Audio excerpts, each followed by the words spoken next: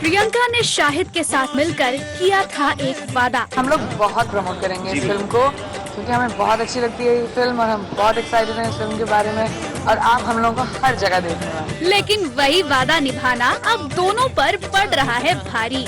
थोड़े थक गए हैं because we've been working really hard. Yes, obviously थोड़े थके हुए हैं अब हम लोग। एक ही चीज बार बार बोल के थोड़ी सी थकान हो जाती है। पूरी दुनिया के हर छोटे बड़े शहर में तेरी मेरी कहानी को प्रमोशन कर इनका बुरा हाल हो चुका है। पढ़ना आ गया, सबको इस शहर में चेहरे पढ़ना आ गया। अब शाहिद भी छुड़ाना चाहते हैं प्रमोशंस के ओवरडोज से पीछा। थकावट आपके चेहरे पर नजर आ रही है। इस फिल्म के रिलीज होने के बाद, प्रमोशन खत्म होने के बाद कहाँ जाना चाहेंगे और किसके साथ जाना चाहेंगे? क्या करें? इसके बाद भी तुम पीछा नहीं छोड़ोगे, हैं?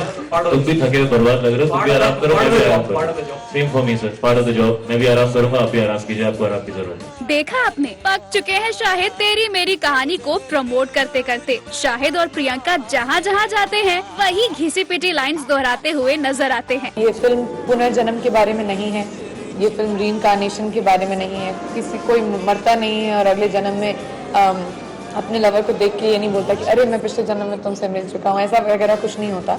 There is no reincarnation, there is no punarjanam where people are born and they die with unrequited love and then they get born again and say मैंने तुम्हें कहीं देखा है पिछले जन्म में and background plays, nothing like that. और इस बार भी जब ये दोनों तेरी मेरी कहानी को प्रमोट करने आए तो शाहिद पर थकान इतनी हावी हो गई कि उलझ पड़े मीडिया से। कुछ नया पूछो। तो आपको नहीं लगता है कि इस फिल्म को पहले आपको इस लव गुरु को दिखानी चाहिए, जो कि बॉलीवुड के शाहरुख खान है? लव गुरु कौन लव गुरु? शाहरुख खान। ये आपने डिसाइड कर लिया कि वो लव गुरु है? अच्छा, आपके हिसाब से कौन है? यार मेरे हिसाब से तो कुणाल कोहली है लव गुरु, बिकॉज जो उन्होंने शायरी लिखी है बड़ी ही बदतमीज और बेशरफ टाइप की, तो वही मेरे लिए लव गुरु है। उनसे ही मैंने शायरी सीखी है और उनके ही नक्शे कदम पर मैं इस फिल्म के अंदर चला हूँ। तो प्रियंका को किस तरह से एस्कॉर्ट करते थे? काफी भीड़ भड़क होता था। सही कहा आपने, मैं उनका एस्कॉर्ट ही, बिल्कुल मैं उनका एस्कॉर्ट ही हूँ इस फिल्म के अंदर। और मुझे इस फिल्म में कास्ट ही इसलिए किया गया था ताकि मैं इनका ख्याल रख सकूँ, सब जगह इनको ले जा सकूँ। आप चाहेंगे, do you want to take over the job? You already there. How can I do that? I am offering you. No sir, I can't. ऐसा मौका फिर नहीं मिलेगा। वो जिम्मेदारी में निभा ही नहीं सकता। नहीं निभा, बहुत मुश्किल होगा।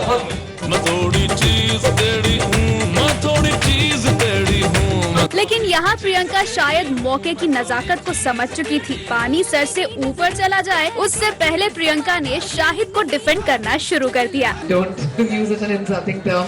I think Shahid is an extremely decent and chivalrous guy, and anybody who would see a girl in trouble would do that.